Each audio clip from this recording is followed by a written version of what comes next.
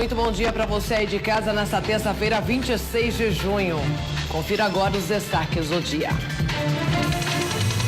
Novos laudos apontam que Vitória caminhou até o local do crime e foi morta com um único golpe. Simulação vai revelar trajetória da bala que matou o jovem no Rio de Janeiro.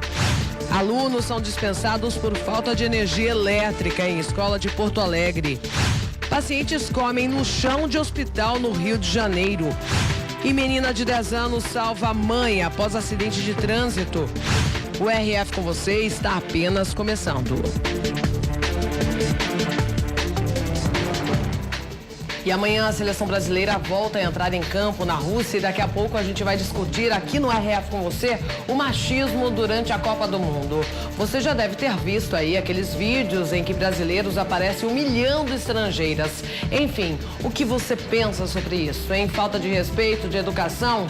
Já pode mandar a sua opinião no nosso WhatsApp. Coloca na tela, já está na tela, 19971024854. Pode mandar a sua opinião sobre esse assunto e mandar a sua selfie também do dia com o seu nome e a cidade. Vamos fazer a primeira. E a polícia prendeu uma quadrilha de traficantes responsável por crimes que geraram um prejuízo de mais de 60 milhões de reais.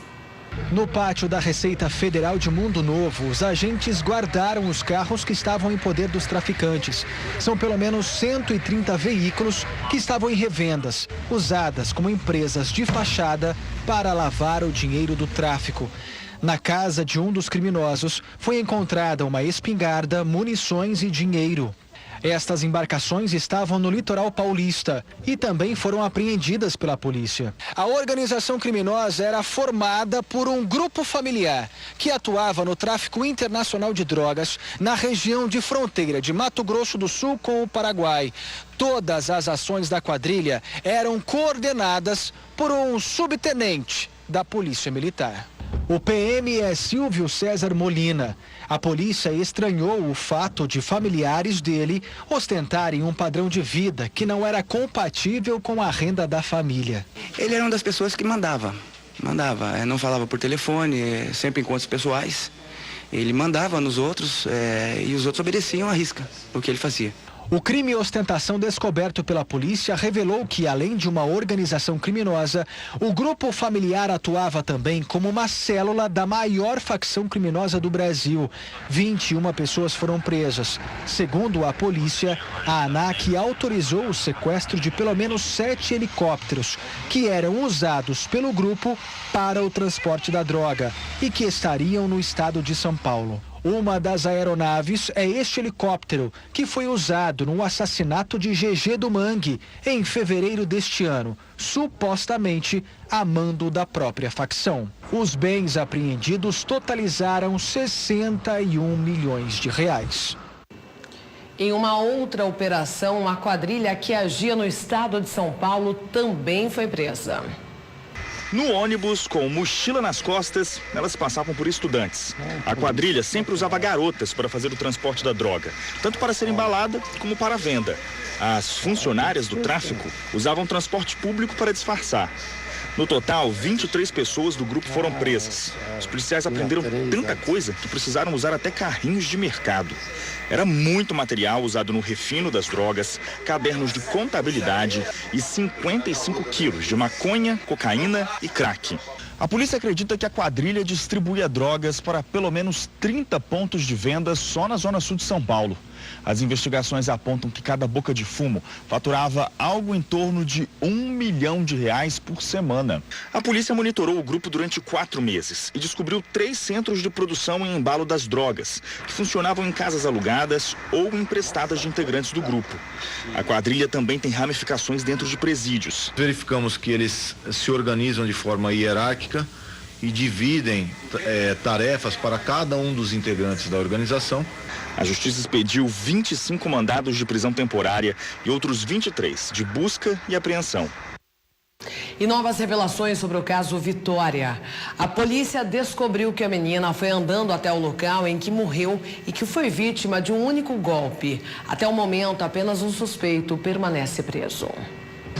Investigadores ainda percorrem a cidade de Araçariguama, interior paulista, à procura de pistas. E também deixam a delegacia para ouvir testemunhas que, por receio, preferem não se expor publicamente. A própria mãe de Vitória já se sente insegura e pediu proteção policial. Teria visto alguns carros à noite, rondando a casa dela. Novos laudos preliminares indicam que a adolescente foi caminhando até o local onde o crime aconteceu. Como os pés dela deram com muita terra, muita areia, no local, então ela caminhou, o chinelo, aliás, tá? Ela foi caminhando até o local. E que foi morta com apenas um golpe fatal. É asfixia mecânica traumática por estrangulamento. É o mata-leão. O laudo que aponta vestígios biológicos na cena do crime pode trazer uma informação que a polícia aguarda para confirmar uma hipótese que vem ganhando força nos últimos dias: a participação de 3 pessoas na morte de Vitória. O carro estava parado, tá? O que acontece, uma pessoa abordou a pequena Vitória e tinha mais 2 pessoas na frente. Então, por isso é a razão de que a gente entende que havia no mínimo 3 pessoas na cena do crime. O único suspeito preso é Júlio César Lima.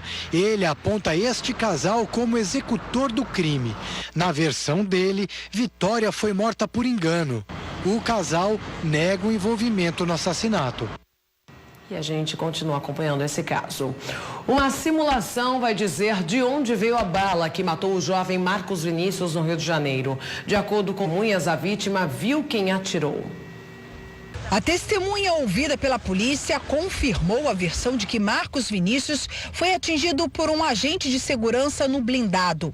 A mãe da vítima também prestou depoimento na delegacia de homicídios. Quando eles dobram na rua principal, que é a B1, do local a uma distância, se disparam do caveirão contra eles. Ele é atingido nesse momento. Já se sabe que o tiro que matou o Marcos Vinícius foi dado em linha horizontal e não do alto. A delegacia de homicídios confirmou que vai fazer uma simulação para checar de onde partiu o disparo. A operação policial aconteceu na última quarta-feira no Complexo da Maré, zona norte do Rio de Janeiro. Além do menino de 14 anos, outros 6 suspeitos de envolvimento com tráfico foram mortos. Eles estavam todos dentro de uma casa. O local foi periciado. Segundo a polícia, havia munição de fuzil na residência. A preocupação com a segurança de quem mora em área de risco motivou uma reunião entre a polícia e representantes dos direitos humanos. No encontro foram debatidos meios de minimizar os danos causados aos moradores durante as incursões das polícias nas comunidades. Uma das preocupações é com o uso de atiradores posicionados em helicópteros, como aconteceu na Operação da Maré. A população não quer ser aterrorizada por voos rasantes de helicópteros que, segundo os moradores, não apenas deram voos rasantes, mas dispararam contra escolas, dispararam contra ruas, contra a comunidade. Eu tô forte assim porque eu fiz no meu luto uma luta. Descontrole geral no Rio de Janeiro, né? Olha o absurdo em Porto Alegre agora. Uma escola está funcionando sem energia elétrica. É isso mesmo. Os alunos são liberados mais cedo para não ficar no escuro. Depois de 20 dias, os alunos se cansaram da luta para estudar nesta escola estadual na zona leste de Porto Alegre. O desenvolvimento dos nossos filhos está sendo prejudicado por algo básico, pela falta de luz. Uma escola inteira no breu. O colégio teve a caixa de energia e parte da fiação elétrica roubadas. E nada foi reposto. Para marcar o aniversário do descaso, a escola organizou um parabéns cheio de críticas.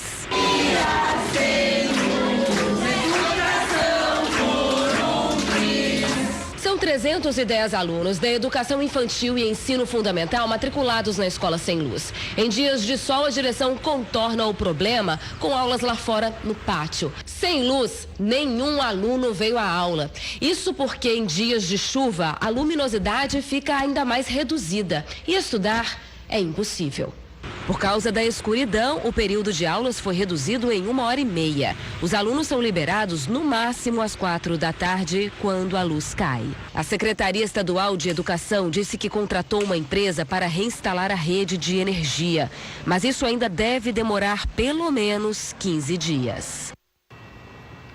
E pacientes do Hospital Federal Cardoso Fontes, na zona oeste do Rio, enfrentam dificuldades devido às péssimas condições na unidade. Eles denunciam que algumas refeições são servidas no chão por falta de estrutura. Na foto, o registro do descaso na saúde pública. A comida dessa paciente idosa está no chão de um hospital federal, o Cardoso Fontes, que fica na zona oeste do Rio. Uma escada usada por pacientes foi transformada em mesa na hora da refeição. É um descaso, totalmente com o ser humano. As fotos foram tiradas na emergência do hospital pela filha de um paciente. Os flagrantes chamaram a atenção para as condições de higiene da unidade, o que pode gerar até mesmo uma denúncia no Ministério da Saúde. O Cardoso Fontes é um hospital geral com uma emergência 24 horas, em uma região onde há carência de assistência médica. É sempre bom lembrar que a administração pública tem regras.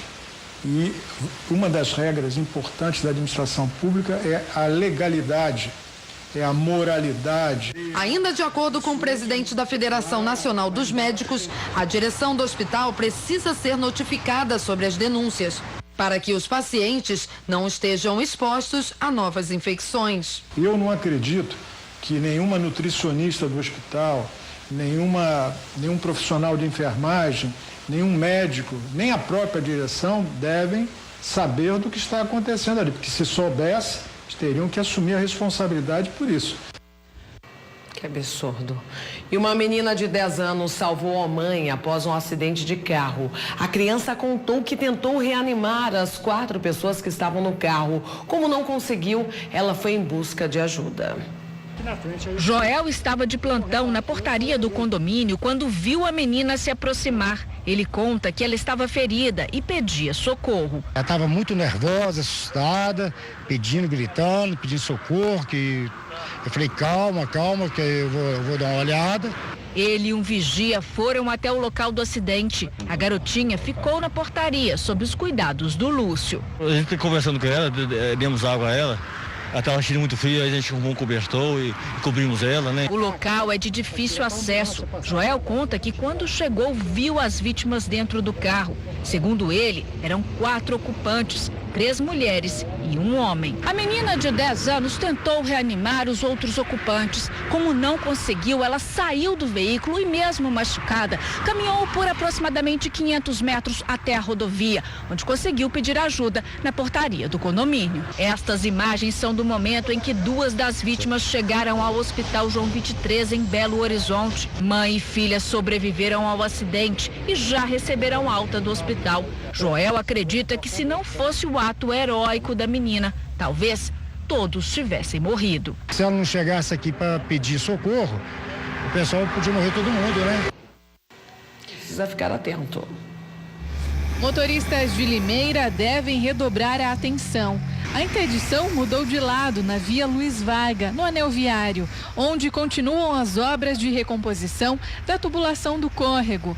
As escavações ocorrem agora no sentido centro, ao lado do residencial Olindo de Luca. A greve dos caminhoneiros também impactou as intervenções, que devem demandar pelo menos mais um mês, se não houver contratempos. A obra, que foi considerada de caráter emergencial, vai custar cerca de R$1.200.000 aos cofres públicos.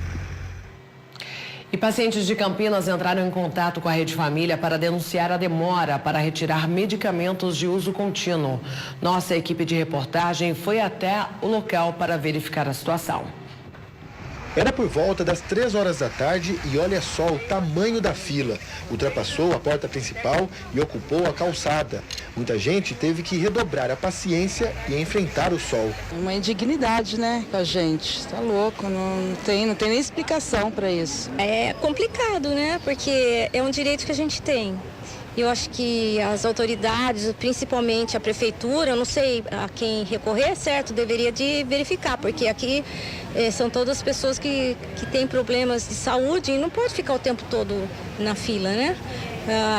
A espera aqui chega a mais de 2 horas. É muito complicado. Eu cheguei aqui 11h30 da manhã, eu estou aqui até agora, ainda tem 40 pessoas na minha frente. E não tem lugar nem de você sentar, você tem que ficar em pé ou sentar no chão para ficar esperando. Isso aqui é um absurdo, viu? A farmácia de medicamentos excepcionais fica no bairro Ponte Preta. O objetivo é fornecer à população remédios de uso contínuo. Dona Alcema enfrentou 7 horas de fila. Muito difícil. Chega a hora do almoço, então, parece que sai todo mundo, a gente fica meia hora, 1 hora esperando. E essa fila aqui hoje ainda está menor. Outra queixa levantada no local é a falta de informação. É que nem todo mundo que pegou essa fila tem certeza que vai sair de fato com o medicamento. Exatamente, a gente enfrenta essa fila enorme e se tentamos ir lá e perguntar no balcão se tem o remédio, eles não informam. Tem que pegar a fila. E muitas vezes a gente chega lá, enfrentando essa fila enorme, não tem o remédio. Então você tem que voltar, depois está ligando que eles não atendem, tem que voltar de novo, num prazo que não tem prazo determinado, né? E não tem o remédio. Muitas vezes não tem. Maria também vive com a incerteza. A filha de 9 anos toma um medicamento para estimular a produção dos glóbulos brancos. A mãe conta que já perdeu a viagem muitas vezes. A gente vem buscar, só que a gente não tem a certeza, a gente vai levar o medicamento embora. Uma que eles alegam que é uma medicação cara, tem hora que o governo manda, tem hora que o governo não manda. A verba da medicação não é uma medicação que você vai conseguir assim do dia para a noite. Quando você vê idoso e criança na necessidade você não encontra, você fica mais chocado. Depois de 2 horas na fila, o Nilson voltou para casa. Eu vim pegar 2, um para minha mãe e um para minha esposa. E um da minha mãe é uma renovação, e trocou o remédio. E tem que passar pelo médico daqui.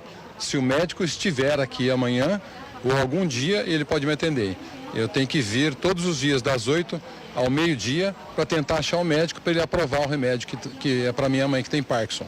Preocupados, os pacientes pedem melhorias, tanto no atendimento como na estrutura do prédio. Lá tá caindo o teto do atendimento. Banheiro só tem um, não tem um feminino, um masculino. Primeiramente, reestruturar o espaço físico, tá? Que é muito, não está vencendo a demanda, cada vez mais pacientes precisando, né, de medicamento de alto custo. Então, muita gente está vindo, inclusive, de outras cidades para cá. E isso seria essencial, primeiro, me mudar daqui, sei lá, para um outro lugar. De acordo com a assessoria de imprensa da farmácia de alto custo de Campinas, são atendidas por dia, em média, 1.200 pessoas. Cerca de 90% dos usuários da unidade são idosos e, portanto, a maior parte se enquadra como prioritária. Por isso, a assessoria esclarece que, além disso, o fornecimento de medicamentos e itens de alto custo é realizado mediante a entrega de documentos por parte dos pacientes. Ressaltam ainda que a renovação das receitas deve ocorrer na presença de um médico auditor presente na unidade de segunda a quinta-feira. Agora você vai ver flagrantes do transporte de crianças na saída da escola. Muitas irregularidades passam despercebidas, olha só. Em meio às vans do transporte escolar, lá estão elas, as motocicletas. São várias, todas vindo buscar alunos, alguns tão pequenos que mal conseguem subir na moto.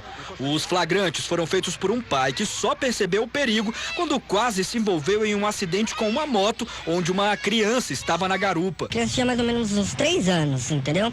Estava na garupa da moto, com capacete caindo na cabeça. Escola Municipal José Brasil Dias, em Nova Lima, na região metropolitana de Belo Horizonte. Os flagrantes foram feitos exatamente aqui na frente. Desta vez, a Guarda Municipal não estava presente no momento da saída dos alunos, mas a nossa equipe permaneceu aqui por pouco mais de 20 minutos e nesse tempo conseguiu flagrar uma série de situações bem semelhantes. A todo instante, motociclistas chegam para buscar os alunos. Alguns até têm tamanho e idade para serem transportados, mas nem sempre isso é sinônimo de segurança. Veja que esta criança segue viagem sem se segurar na moto nem no piloto. Um risco. A criança tem que ser maior de 7 anos ou que, nas circunstâncias, ela consiga ali prover a própria segurança. Olha só o tamanho dessa menina. De tão pequena, ela precisa de ajuda para subir na moto. O capacete fica enorme. Este outro pai disse não ter condições de buscar o filho de outra forma. O pé dele nem chega no pedal ali. O senhor acha isso correto?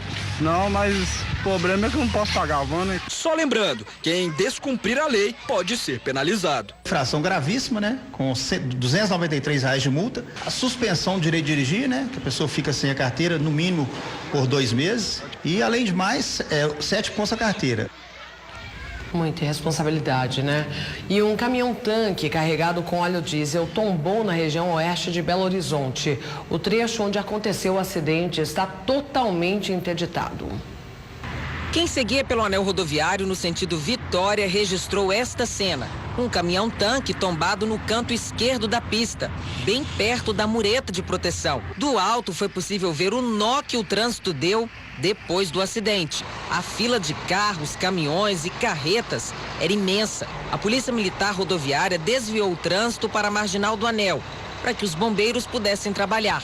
Os militares isolaram a área e jogaram uma espuma no óleo que vazou por causa do risco de explosão. Tratando-se de um combustível, havia esse risco. Apesar de ser o diesel, que é o combustível menos volátil, mas havia sim o risco que foi necessário fazer o aterramento. A carreta transportava 38 mil litros de óleo diesel e quase tudo escorreu pelo asfalto. Como a pista ficou coberta de combustível, os bombeiros também jogaram terra e serragem. A carreta tinha saído da refinaria em Betim, na região metropolitana. Seguia aqui pela avenida. Quando o motorista fez a curva para acessar o anel rodoviário, ele perdeu o controle da direção. O veículo tombou alguns metros depois. Exatamente ali. O motorista levava o combustível para Unai, no norte do estado. Ele não soube dizer o que aconteceu. Com dores nas pernas, foi levado para uma unidade de pronto atendimento. O ex-governador Sérgio Cabral abriu mão dos bens que estão bloqueados pela justiça. A ideia é reduzir a pena dele e da mulher. A família Cabral abriu mão da luxuosa casa de praia em Mangaratiba, litoral sul do Rio, avaliada pela justiça em 8 milhões de reais. Além da casa, eles disponibilizaram à justiça joias, 3 carros, uma lancha e 2 jet skis. Na petição, a defesa dos Cabral afirma que não vai mais se opor ao leilão dos bens, avaliados em 14 milhões e meio de reais ao todo, mas pede que seja observado o valor de mercado dos bens. A decisão veio depois que o juiz da Lava Jato, no Rio, Marcelo Bretas, aconselhou Sérgio Cabral a devolver recursos à justiça.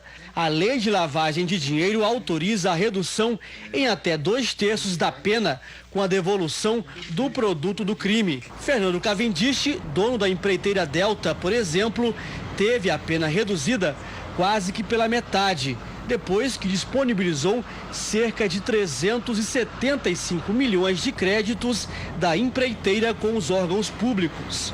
A medida pode ter como objetivo receber sentenças mais leves nas 19 ações criminais que ainda estão tramitando contra o ex-governador.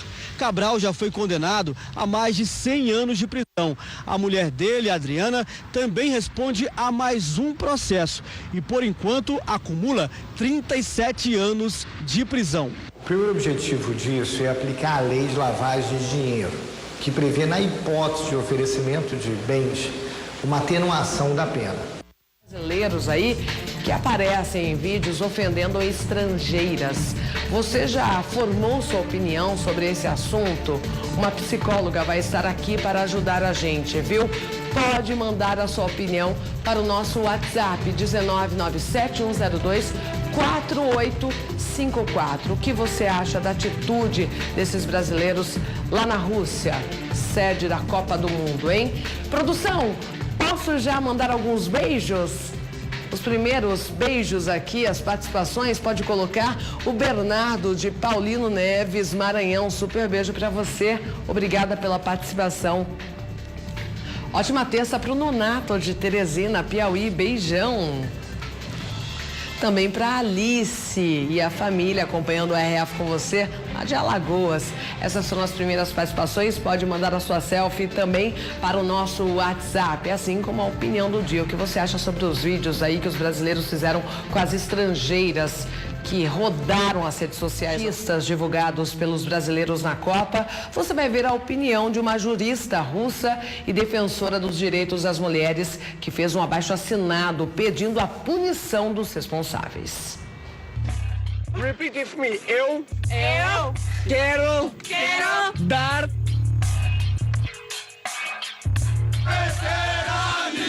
Imagens que correram o mundo pelas redes sociais. Elas mostram gravações feitas por torcedores brasileiros na Rússia. Estão repletas de frases ofensivas contra mulheres. Vai dar pra todo mundo. Eu sou o filho da... E adolescentes. Eu sou o... Eu sou o... Uma avalanche de vídeos hostis tomou conta da internet nessa semana. Todos têm uma característica em comum. Os brasileiros se aproveitam do fato de que os russos não entendem o português. O primeiro vídeo a ganhar repercussão mostra uma jovem russa cercada por homens com as tradicionais camisas verde e amarelas da seleção. Pelo menos 6 deles cantam frases pejorativas em referência ao órgão sexual da jovem. O Domingo Espetacular optou por não usar o áudio original das imagens. Repare que é o homem à direita do vídeo, com um lenço no pescoço, quem puxa o coro. Os demais acompanham, em tom de gozação. O rapaz de barba e alargador na orelha pede para a jovem repetir os palavrões. Sem saber do que se trata, ela repete. Um rapaz de camiseta branca não canta, mas posa para uma foto em frente ao grupo. Note que há pelo menos mais 2 celulares gravando a situação. Um aparece rapidamente no começo do vídeo. O outro está na mão desse homem de camiseta preta. Foi a partir deste telefone que o segundo vídeo foi gravado, na mesma situação. Um homem de camisa verde se une ao grupo e também satiriza a jovem. Logo ficou claro que o vídeo está longe de ser uma situação isolada. Neste outro vídeo, um homem de boné preto aparece ao lado de 3 jovens russas. Uma das meninas faz pose para uma foto. Ao perceber que estava sendo gravada, ela questiona. O rapaz concorda e pede para o trio repetir o que ele diz. Repeat with me. Eu quero. As jovens são induzidas a falar que querem manter relações sexuais com ele e com 2 outros homens que aparecem no final da gravação.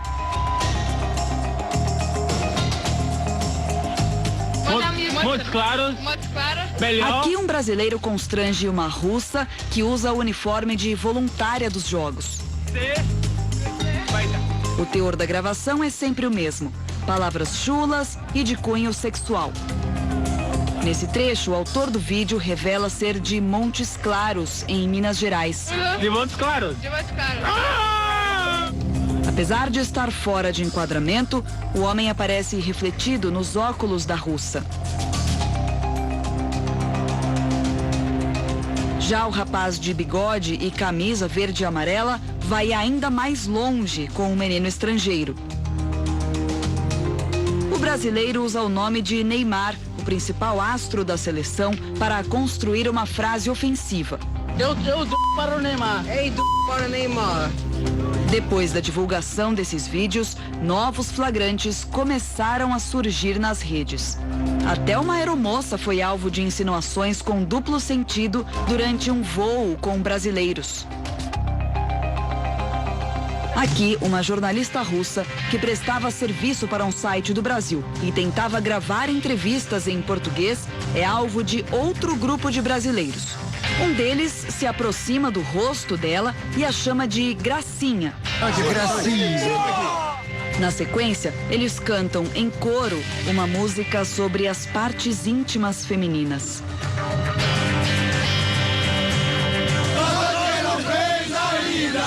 Numa outra situação, a mesma música é cantada por brasileiros para esta moça estrangeira. A Cada dia, novos flagrantes de ofensas caem nas redes. A diversão dos torcedores revolta a maioria das pessoas que assiste aos vídeos. De molecada você até entende. Molecagem é uma coisa, agora de gente mais experiente e já com uma certa idade, como estão mostrando aí, é muito ridículo. Todo mundo tá falando de falta de respeito, assédio, essas coisas, e eles ainda têm coragem de fazer isso. Em qualquer época isso não é aceitável. Não tem brincadeira que é legal, se você é homem, se é mulher, tipo, tem brincadeira que é desrespeitosa e pronto.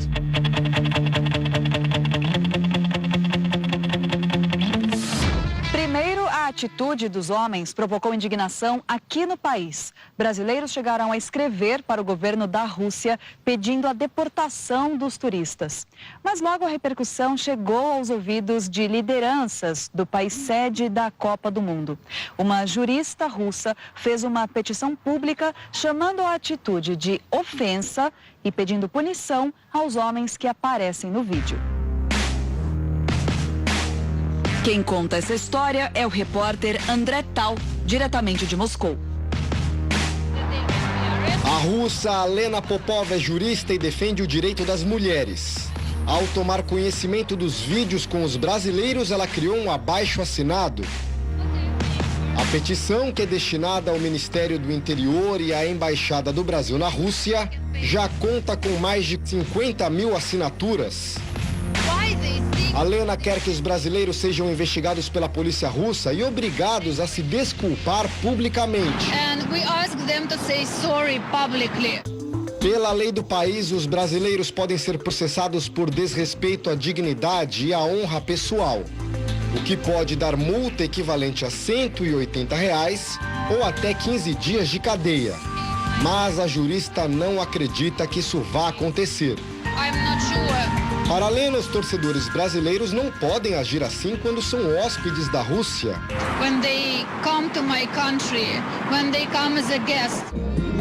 Essa é a mesma opinião da russa Ania. Para ela, o desrespeito contra a mulher foi inadmissível. Ainda mais num lugar onde o turista é muito bem tratado.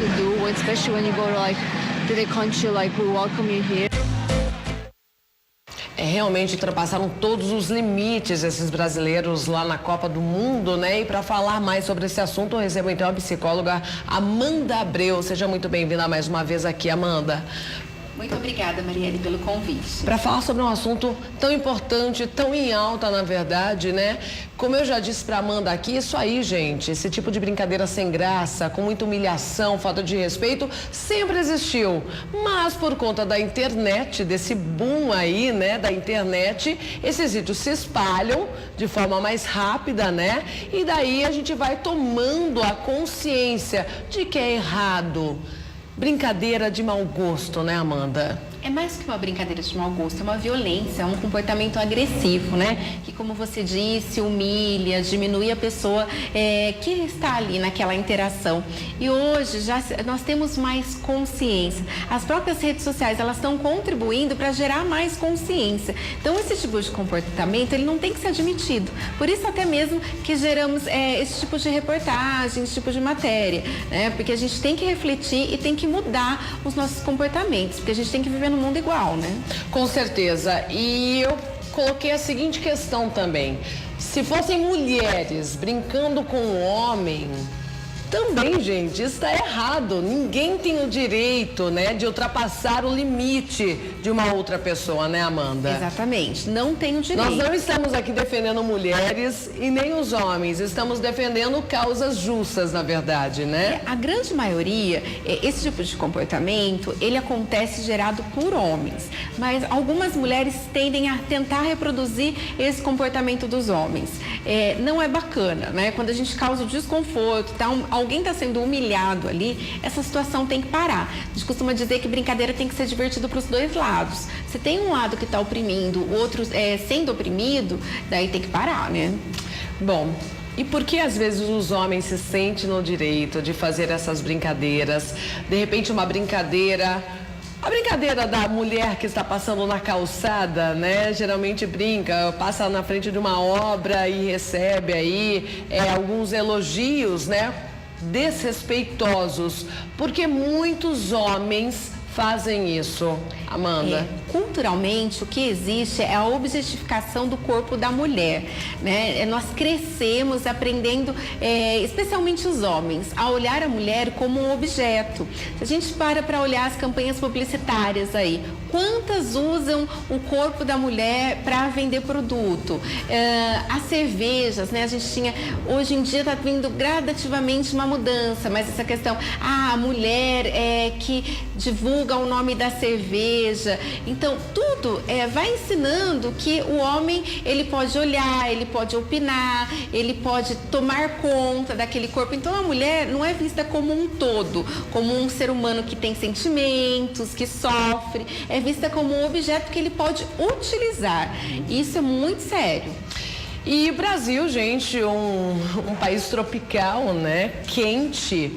Então, geralmente, as mulheres usam saias, shorts mais curtos, blusas, decotes, né?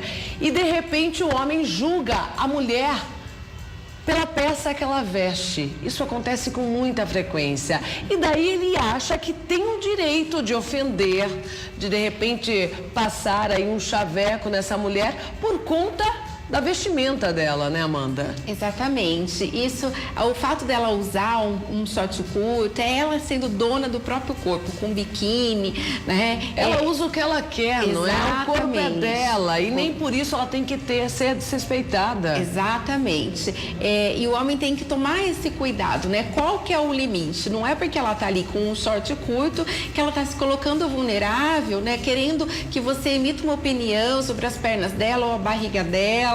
Simplesmente ela está ali vivendo a vida dela. Mas você acha que a mulher quer chamar a atenção quando veste realmente um decote, um short curto, uma saia curta? Qual a sua opinião, Amanda? Sim, ela pode, ela deve chamar a atenção, né? A gente vive numa sociedade, tem interações, tem paquera, comportamentos sexuais aí, mas isso não mexe na questão do o homem invadir esse espaço. Aquela questão, a gente inclusive falou uma vez aqui da diferença entre paquera e assédio, né? O assédio, ele traz o desconforto. Então, esse cuidado que sempre tem que ser tomado, né? Daqui a pouco a gente pode, inclusive, retomar esse assunto, que é bem interessante, né? Sim. Quando o homem realmente ultrapassa o limite, né? Exatamente. Bom, olha, temos já a opinião aqui, o Valmor de Criciúma, Santa Catarina. Esses caras devem ser punidos, sim, também acho, perante a lei devem ser punidos, mas eles parecem não estar preocupados. Eles querem a punição da moça russa, inclusive, não é mesmo? Daí a gente vê a distorção e a sensação de impunidade, né? Eles se colocam ainda como vítimas, né? Fomos prejudicados perante a sociedade brasileira. Agora nós vamos processar essa jornalista que gravou. É uma inversão de valores. A objetificação está tão naturalizada, é como se fosse algo comum, que sempre existiu, deve permanecer assim, que a pessoa não consegue fazer aí, né? Um meia-culpa, uma avaliação, errei, olha as consequências que estamos tendo, que tenho que mudar o meu jeito de comportar, né? E vai colocar a culpa na mulher. Eu, inclusive, eu estava para vir para cá, eu conversei com uma pessoa, ela perguntou sobre o tema que eu iria falar, eu comentei, ela pegou e falou assim, mas a mulher estava sabendo, né, que eles estavam fazendo uma brincadeira, uma chacota. Claramente, a culpa é sempre da mulher, né? Sempre colocam a culpa na mulher. E era muito claro, não sei se a gente tem um trecho do vídeo, é muito claro, gente, Copa do Mundo, assim como o Carnaval, assim como tiveram as Olimpíadas aqui no Brasil, quando você vai, reúnem vários povos, né? É um momento de confraternização. Esses eventos reúnem vários povos, olha aí o vídeo, dá pra ver que ela está num momento de festa, e ela realmente, ela não sabe o português. É claro e nítido ali. E ela vai imitando os brasileiros. O que eles falam, ela repete, né? Então, assim, e a culpa é dela? Sim, eu acho um ponto bastante importante da gente colocar, que eles chamam o órgão, jocosamente o órgão sexual da mulher, rosa. E rosa, nesse sentido que eles falam, não é negra nem marrom, então ele tem um conteúdo, tem uma questão de racismo ainda, com certeza, né? Um quezão aí, né? Porque, então, são duas agressões, contra a mulher e contra a raça negra. E a gente sabe disso, que a mulher negra ela ainda é mais objetificada que a mulher branca, né? A gente tem a mulata tipo exportação, a mulata globeleza, tudo isso. A gente sabe que isso acaba contribuindo muito para que ela seja objetificada, para o turismo sexual do Brasil, para que ela seja muito mais agredida, né? O índice de violência contra a mulher negra é bem maior do que a mulher branca. Então, são coisas... não é simplesmente uma brincadeira, é muito sério, né? A gente está falando de coisas muito sérias. É pura humilhação, né, gente? E sobre esse tipo de humilhação, inclusive, nós já debatemos aqui no ano passado... Ou foi nesse... Não, foi no ano passado mesmo. Uma advogada entrou na justiça, eu não lembro se ela era advogada, mas acho que era advogada mesmo, mesmo, né? Ela processou alguns pedreiros, né? Ela passou na frente de uma obra, chamaram ela com nomes que ela não gostou, né? E ela processou. Sim. E a empresa, inclusive, né, que teve que pagar a indenização para essa empresária. Então, eu acho que as mulheres estão muito mais conscientes que se você recebeu uma agressão, te feriu, te humilhou, busque os seus direitos, né, Amanda? É fundamental, né? Não tenha medo. Exatamente, porque só assim a gente vai mudando as práticas culturais, porque a tendência é reproduzir. À medida que tem uma consequência negativa, que vai mostrando que não é por aí, as pessoas tendem a olhar para os próprios comportamentos e fazer diferente. Porque eu aposto, depois da divulgação e de todo esse reboliço aí, inclusive todos os vídeos se tornaram ex-funcionário, ex-secretário, não é? Sim, foram demitidos. sim, tiveram então consequências. Tiveram consequências, punições. Então, só vendo que realmente tem consequência, que de repente a pessoa passa a pensar, poxa, não é bacana realmente essa brincadeira. Porque de repente você está assistindo, você até já fez uma brincadeira desse nível, especialmente no comportamento do grupo ali, homens reunidos, o risco é muito maior. Bebida alcoólica, festa, euforia, né? Então redobrar os cuidados nessas situações. Com certeza. Aposto que a anteninha agora está mais ligada, né? Para quem for inteligente vai aprender aí, né? Com certeza. Daqui a pouco a gente volta a falar sobre esse assunto. Psicóloga Amanda Abreu. E agora a gente vai continuar a ver aquela reportagem sobre os casos de machismo durante a Copa do Mundo. Vamos ver. As seleções brasileiras de todas as Copas encantaram gerações de pessoas em todo o mundo. E por isso os torcedores são recebidos com muita simpatia. Esta cena tem se tornado comum aqui no centro de Moscou. Por onde passam os brasileiros uniformizados, olha só, várias pessoas se aproximam, pedem para tirar fotos, para abraçar. E até por isso tem muito torcedor envergonhado com os vídeos que circulam nas redes sociais. E pela repercussão que deu, além da situação que eles se colocaram, complicou a imagem do país, não complicou só a imagem deles. O que é que mais lhe chocou no vídeo? Eu acho que a naturalidade com que eles fizeram aquilo. Parece que para eles aquilo é normal. Já este russo, acompanhado pela mãe, diz que tudo não passou de uma brincadeira. Mas quando pergunto se a brincadeira fosse com a mãe dele, a resposta muda. Aí ele diz que não aprovaria o comportamento dos homens do vídeo. Os brasileiros não foram os únicos a gravar vídeos constrangendo mulheres. Nas imagens conhecidas, os homens quase sempre são de países da América Latina. Aqui um argentino aborda uma russa de 15 anos e induz a adolescente a repetir frases com teor sexual. Ele foi identificado como Néstor Fernando Penov, de 47 anos. Em resposta à atitude, o governo argentino pediu à Rússia que retirasse a autorização do torcedor e impedisse a entrada dele nos jogos. Solicitação que foi atendida pelo Ministério da Segurança russo. Já esses colombianos hostilizam duas jovens japonesas incentivadas a repetir palavrões e ofensas. O Ministério das Relações Exteriores da Colômbia se manifestou por meio de nota e afirma que rejeita maus comportamentos e que esses torcedores não representam a cultura, a língua e a raça do país. Esse flagrante foi registrado durante uma transmissão ao vivo. A jornalista é interrompida por um torcedor que a beija no rosto e toca no seio dela. Ela seguiu como se nada tivesse acontecido, mas horas mais tarde se manifestou nas redes sociais. Respeito, não merecemos esse tratamento. Temos o mesmo valor e somos igualmente profissionais. Devemos saber identificar os limites do afeto e do abuso. A Federação do México foi multada pelo Comitê Disciplinar da FIFA. O motivo é o comportamento dos torcedores. Os mexicanos foram punidos por cantos homofóbicos durante o jogo com a Alemanha. A multa foi de 10 mil francos, o equivalente a 37 mil reais. No Brasil, o Ministério do Esporte, do Turismo e das Relações Exteriores divulgaram notas de repúdio aos vídeos.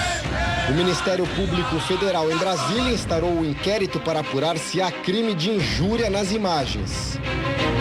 O site oficial do órgão diz que o MP entende que a conduta dos brasileiros denegriu a dignidade e expôs a estrangeira à humilhação pública diante do cunho nitidamente machista e discriminatório. Se por um lado as punições começam a ser aplicadas, por outro, mais e mais vídeos surgem nas redes. Mas, afinal, quem são os homens que cometem atos como estes e ainda usam as redes sociais para divulgá-los? De maneira geral, eles não reconhecem as próprias atitudes como ofensivas ou preconceituosas. Mesmo assim, a maioria já enfrenta as consequências de terem participado dos vídeos. Repeat with me. O homem que aparece com um lenço no pescoço é Diego Jatobá, advogado e ex-secretário de turismo de Ipojuca, no litoral de Pernambuco. Diego foi alvo de uma nota de repúdio da Ordem dos Advogados do Brasil no estado. A OAB vai investigar a conduta do advogado na Rússia. Não é a primeira polêmica da vida dele. Enquanto secretário, em 2012, Diego foi condenado por irregularidades na prestação de contas. 2 anos depois, também foi condenado em primeira instância por não pagamento de pensão alimentícia. Essa também não é a primeira vez que Diego Jatobá aparece em uma imagem controversa nas redes sociais. Em 2013, ele postou uma foto segurando um maço de notas de dólares, sem explicar de onde veio o dinheiro. Na época, o advogado afirmou que tudo não passou de uma brincadeira entre amigos, em uma casa de câmbio. Diego, até o momento, não se pronunciou sobre a gravação feita na Rússia. Eduardo Nunes é o homem de camiseta branca atrás da jovem. Ele é tenente da Polícia Militar em Lages, Santa Catarina, e vai responder a um processo administrativo disciplinar. Dentro dessa investigação, apurar a existência de eventual crime, que seria aqui uma incitação ao preconceito, aparentemente, isso precisa ser investigado, e também apurar eventual faltas disciplinares. O militar não se pronunciou, mas o advogado dele falou que este comportamento não condiz com a personalidade do Eduardo e que se trata de uma situação isolada. Luciano Gil, engenheiro no Piauí, é quem grava o vídeo. Ele pediu desculpas às mulheres ofendidas, mas em uma entrevista a um site, classificou a repercussão como tempestade em copo d'água. Somos pais de família, trabalhadores e vocês estão acabando com a vida da gente. Ele comparou a Copa a um carnaval e colocou a culpa na bebida. Às vezes passa do ponto. A produção tentou o contato com o engenheiro, mas ele não respondeu às mensagens. Luciano foi preso pela Polícia Federal em 2015 por participação em esquemas de desvio de dinheiro público. Leonardo Silva Júnior tem 35 anos e é jornalista. Ele se pronunciou numa rede social logo nos primeiros dias. Em vez de se desculpar, o jornalista fez uma publicação de mau gosto. Ele postou: "Não sou eu, é meu irmão bastardo." Na quinta-feira, nós tentamos contato com a família dele no ABC Paulista. Ninguém quis falar sobre o assunto. O advogado de Leonardo, por mensagem, disse que as acusações de assédio apresentadas contra ele não procedem e que tudo será esclarecido em momento adequado. O rapaz de barba e brinco na orelha é o Wallace Prado. Na sexta-feira, um dia antes do vídeo ser divulgado na internet, ele conversou com o repórter André Tal em Moscou e elogiou a Rússia. Nunca me senti tão welcome, tão bem-vindo. Vindo da Irlanda, a gente estuda na Irlanda. E... Excellent. Ele não foi localizado para comentar o vídeo. Felipe Wilson é o homem que aparece com as 3 jovens russas. Ele era supervisor de voos numa grande empresa aérea no aeroporto de Guarulhos, em São Paulo. Mas depois do escândalo, foi demitido. Para vocês! Para vocês! Numa entrevista a um portal de internet, ele se disse arrependido e muito triste. Assim como outros torcedores, chamou o episódio de brincadeira feita em ambiente de festa e pediu desculpas à sociedade russa. Leandro Dias foi reconhecido pelo reflexo nos óculos da vítima por moradores de Montes Claros, em Minas Gerais. Ele é um comerciante conhecido na cidade. A equipe do Domingo Espetacular conversou com ele pelo celular. O comerciante estava no aeroporto à espera do voo de volta para o Brasil. De Montes Claros. Por mensagem, o brasileiro tentou explicar o comportamento. Agora, por áudio, garantiu que gravaria a entrevista assim que chegasse a Montes Claros. Estou dentro do avião já, não vou decolar agora, mas assim que chegar, já passo para vocês. Tá bom? Tranquilo. Mas não foi o que aconteceu. Depois disso, Leandro não respondeu mais e bloqueou qualquer contato da nossa equipe. Lucas Marcelo Andrade foi quem fez um adolescente repetir palavrões em português sem saber o significado. Ele respondeu às acusações em um vídeo numa rede social. Vou gravar para pedir desculpa para um menino de toda a nação russa pela brincadeira que eu fiz, ter gravado um vídeo com ele, que foi um vídeo infantil da minha parte, que eu achei que não foi certo e que eu estou completamente arrependido de ter feito essa brincadeira. Para os especialistas, os vídeos provam como o machismo ainda é presente no Brasil. Nós estamos chegando de uma sociedade escravocrata que ainda não aboliu a escravidão. Ainda as mulheres negras, brancas, de qualquer outra cor, são tratadas como as escravas eram tratadas pelos senhores. Então o machismo o que é? É o homem se sentir empoderado em relação à mulher e essa mulher ficar desqualificada. Então isso ainda se faz presente. E muitas vezes as pessoas têm esse comportamento, os homens têm esse comportamento, sem lembrar e sem sequer imaginar o quanto aquilo pode hostilizar, agredir internamente uma mulher. O psicólogo destaca ainda um outro fenômeno comportamental que pode explicar a atitude dos homens nas gravações, o chamado efeito manada, que acontece quando grandes grupos se reúnem, assim como acontece nas torcidas de futebol. O que você espera quando é uma pessoa mais velha que tenha maturidade? Obviamente ela tem maturidade e tem o discernimento, mas quando está em grupo, infelizmente também essa maturidade fica assim em segundo plano. Até o momento, a russa que aparece no vídeo que deu origem ao escândalo não foi identificada. Nem ela, nem as outras mulheres e o menino que aparecem nas gravações. Mas será que a lição realmente foi aprendida? Para o psicólogo, apesar da exposição das vítimas, a divulgação das imagens pode sim ser positiva. Eu acho que a gente tira uma lição muito importante. A lição da intolerância da população frente a esses atos machistas. Então, o que nós vemos hoje? As redes sociais propagando essa informação e, de alguma forma, repudiando. Então, eu entendo que a gente está num momento de transição, em que ainda existe um movimento machista, mas a intolerância frente a isso está cada vez mais forte.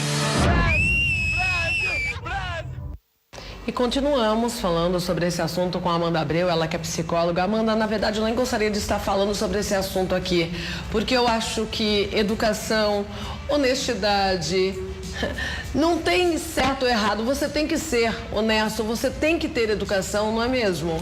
E a importância do aprendizado, o né? aprendizado em casa. Eu tenho esperança que com os anos esse tipo de tema ele vai ficando obsoleto. Porque, não tem outra saída, né? Você tem que ser, né? Exatamente, porque daí esse comportamento de intolerância vai inibindo, né? Porque, mas é fundamental ainda que as famílias, que as escolas debatam esse tema, debatam a questão do respeito para com as mulheres, mulheres, do lidar com ela enquanto um ser humano todo, não só a um corpo que está ali suscetível à publicidade, à opinião, a fazer o que a pessoa quiser fazer com aquele corpo. Até respeito mesmo.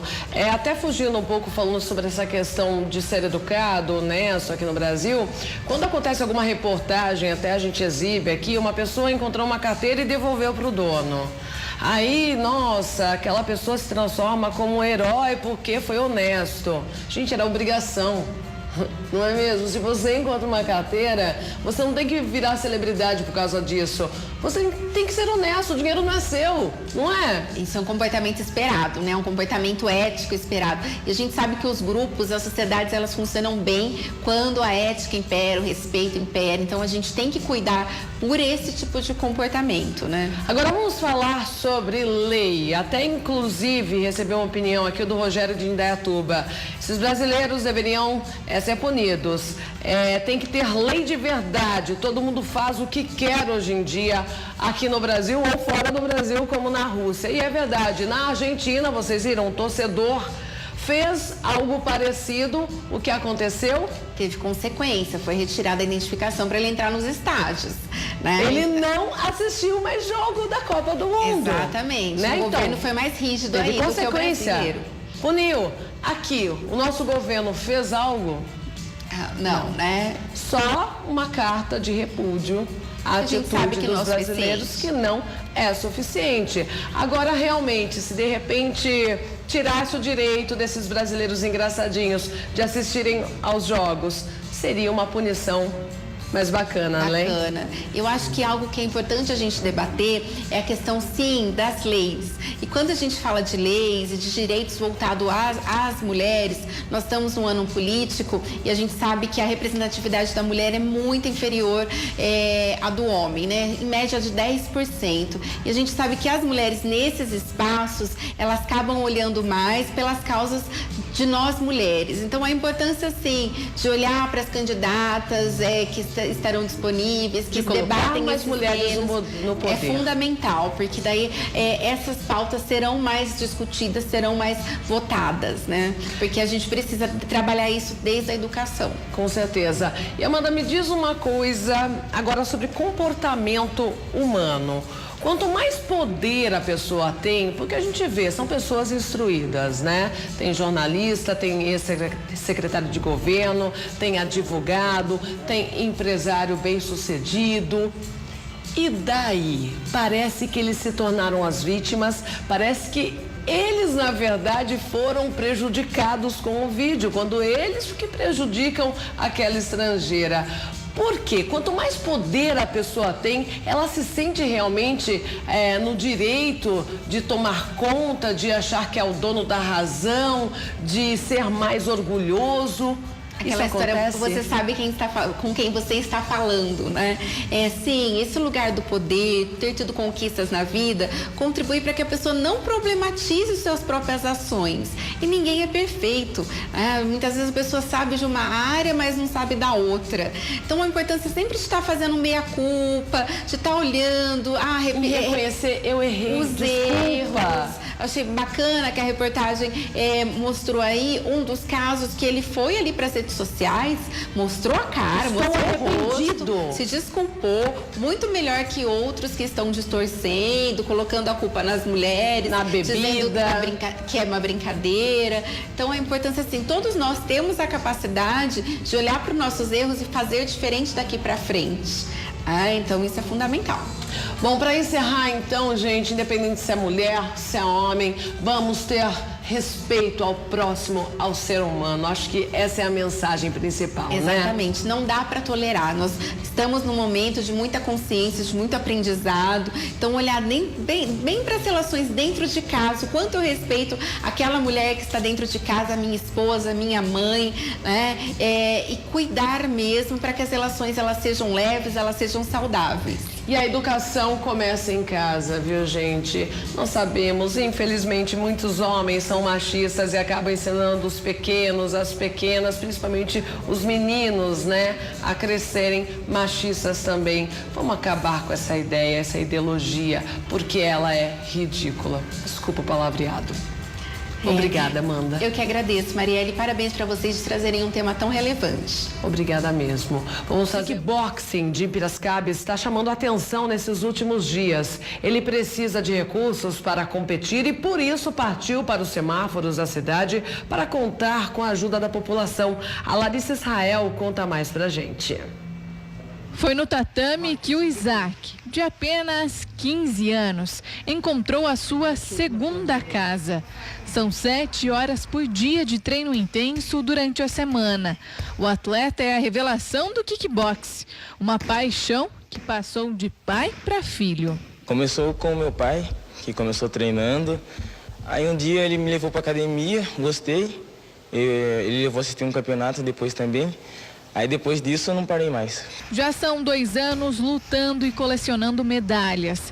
Venceu uma série de campeonatos estaduais e nacionais no Sub-17, categoria 52 quilos. No ano passado foi ouro na Copa do Brasil, prata no Sul-Americano disputado em Foz do Iguaçu. O título mais recente é o Paulista, que foi disputado em maio, que garantiu vaga para o Brasileiro, que acontece em julho. E segundo o treinador desse jovem campeão, as chances para se classificar para o Pan-Americano no México são grandes. O Pan-Americano já é um pouco maior, né? Tem outros países, né? Mas eu acredito que o Isaac tem capacidade sim de surpreender aí, de chegar no pódio aí. Agora eu estou em busca do Pan-Americano, que é um campeonato muito importante, correndo atrás, que vai ficar muito caro. Tenho fé que eu vou conseguir realizar meu sonho. Mas antes do campeonato, ele precisa enfrentar um desafio fora do ringue. Hoje, a maior dificuldade do Isaac é conseguir dinheiro para bancar as despesas das competições. E foi aqui na rua que ele também encontrou apoio para seguir em frente e lutar por mais este sonho.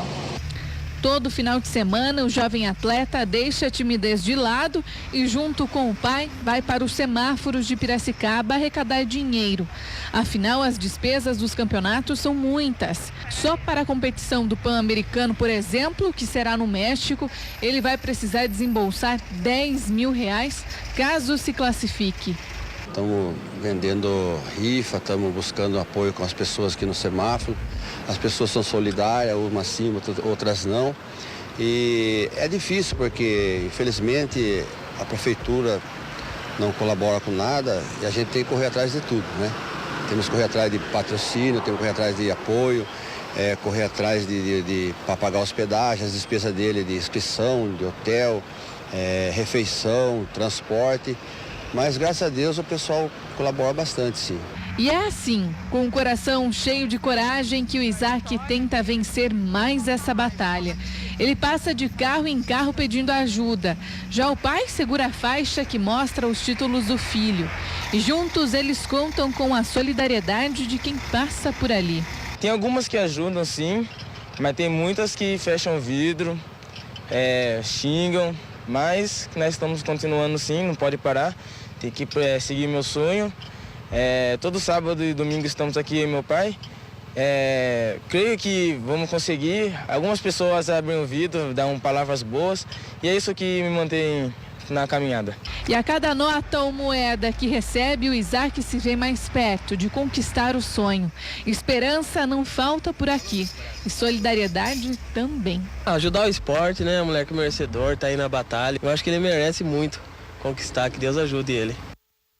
E vai ajudar e a gente também está ajudando. E para quem quiser ajudar, que está aí, basta ligar ou enviar uma mensagem no telefone do Jefferson, que é do pai dele também, o Isaac, viu? O número é 19-97-119-5007. Vai ser impossível você anotar, então você pode anotar o nosso WhatsApp. Se quiser contribuir, manda uma mensagem para mim e eu mando para você, devolvo com o telefone do Isaac, que é o pai do Jefferson, ok? Ó, 1997-102-4854. Manda uma mensagem, quero ajudar aí o Jefferson. Aí eu devolvo o telefone dele para você. Estamos na reta final, momento beijo. Se você mandou uma foto, fique de olho, vai aparecer agora aqui. Adalmir, Queimada Nova, Piauí, super beijo pra você. Cecília, sua linda, de São Miguel, Rio Grande do Norte, beijão. Edmilson de Fortuna, Maranhão, ótima terça. Osvaldo e a Isa de Coelho Neto, Maranhão também, beijão pra vocês. O Joel de Poço Redondo, beijão. Moisés de Grão Mogol, também ótima terça-feira.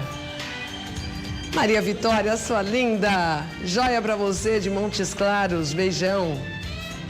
Valquíria de Petrolândia, participando sempre também do RF com você. Super beijo pra você, Valquíria. Ótima terça-feira para o Eduardo de Capão Bonito. Essas são as participações do dia. Que felicidade, quanto amor, quanta energia positiva a gente sempre precisa, né? Fiquem com Deus e eu volto amanhã, se Deus quiser.